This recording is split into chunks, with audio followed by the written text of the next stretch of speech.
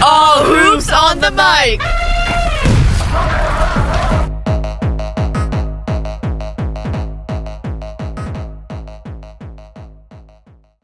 Did you hear that? Those were elephants. We're in Nigeria. Fun fact, elephants in Nigeria are severely endangered and are dying out more than... Hold your horses, curious horse. Sure, elephants in Nigeria are dying out, but that's not today's topic. We can talk about Nigerian culture dying out during imperialism, though. Right, let's focus back on Nigeria, wise horse. Today, on a trot around the globe, we focus on Nigeria and its history with imperialism. So we've decided to invite an expert on the matter. And our special guest, horse famous Nigerian professor Dr. Main.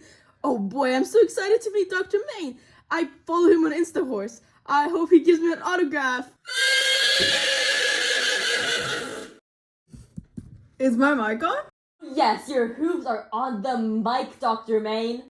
Welcome in. We're so excited to have you on our podcast. Of course, thank you so much for having me. Let's trot right into it. We all know Nigeria was colonized by European countries and heavily infected by imperialism. But before any of that happened, what was Nigeria like?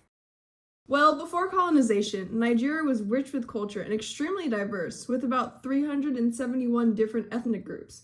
The three largest culture groups being the House of Fulani, Yoruba, and Igbo. Each group spoke a multitude of different languages and lived in separate, independent tribes, although they did communicate with each other, having unique trade routes and participating in long-distance trade. But what did they trade?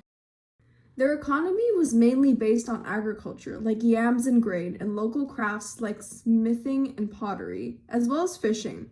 Mostly, men would be the providers, doing hard work like farming and hunting. Women would raise the young and take care of the household. Interesting, but what or who did they worship? Most communities, like the Yoruba and the Igbo, followed local traditional religions, but House of Fulani followed an organized religion called Islam. Wow, Nigerians were really a melting pot. Yeah, but before we move on, hear a word from our sponsor.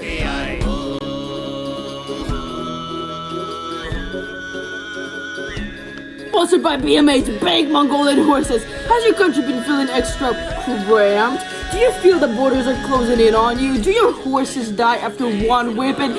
Never to fear, introducing Genghis-style Mongolian horses. They're extra speedy, extra meaty, extra agile, and built with extra muscle mass. Trained to suffer the severe conditions of the battlefield. Capable of galloping for 30 kilometers without a break, and can carry a passenger on their back for 80 kilometers a day.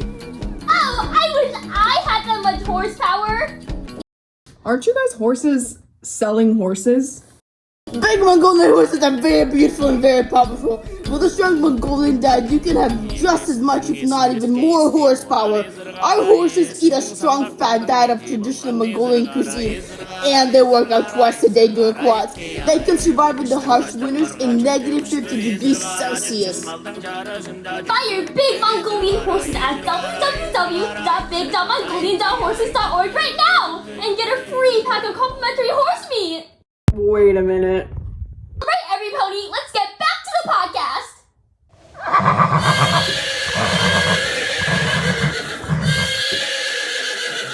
Okay, Dr. Main, now that we know what happened prior to colonization, what went down during it?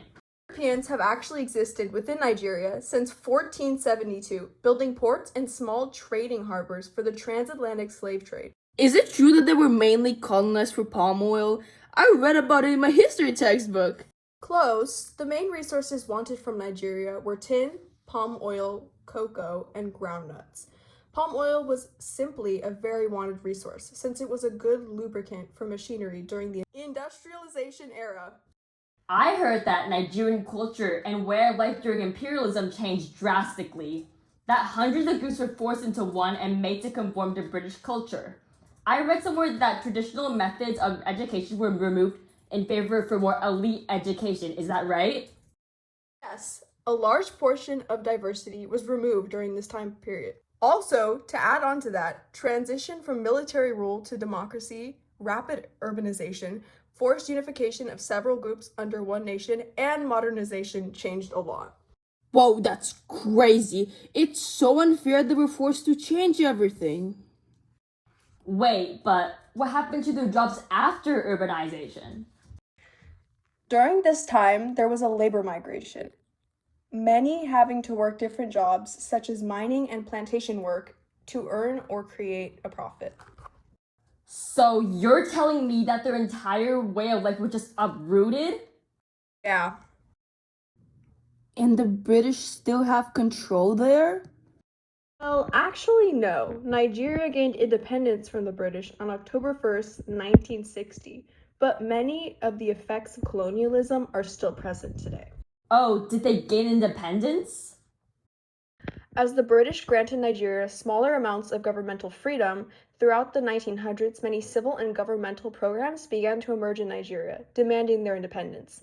Things like the Nigerian National Democratic Party and the Nigerian Youth Movement provided more representation for the country and overall a stronger voice in decision-making. Didn't they also invite people of other cultures to join them in fighting for their independence? Yes, they did. The fight for Nigeria was not exclusively for the people of Nigeria. With more programs to create representation in the media, more people all over the world became involved and aware of the situation, and through raising awareness, they gained many allies from all different kinds of backgrounds. That's really cool! What happened after that? Was there some huge war that Nigeria fought with Britain? No, there wasn't any huge battle. Although Nigeria was very direct with Britain, demanding their independence, no blatant war was fought for the country. Although Nigeria did gain many allies that were in the military or had served in the war.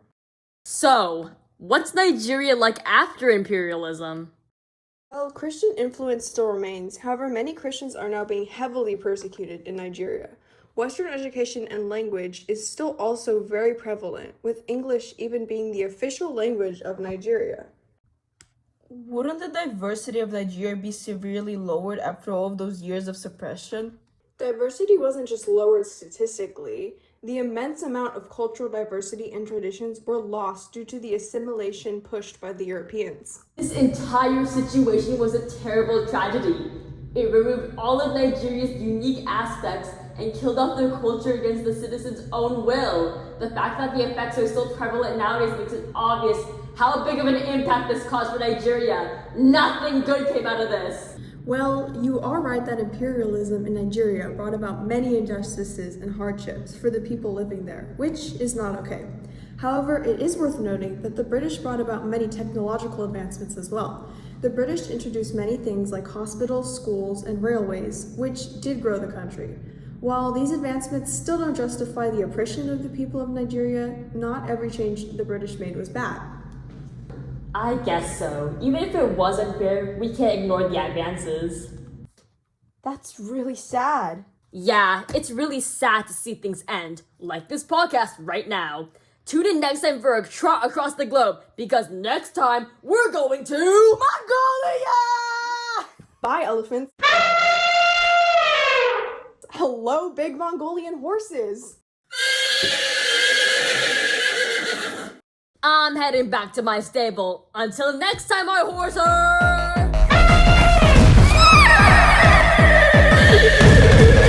Taking our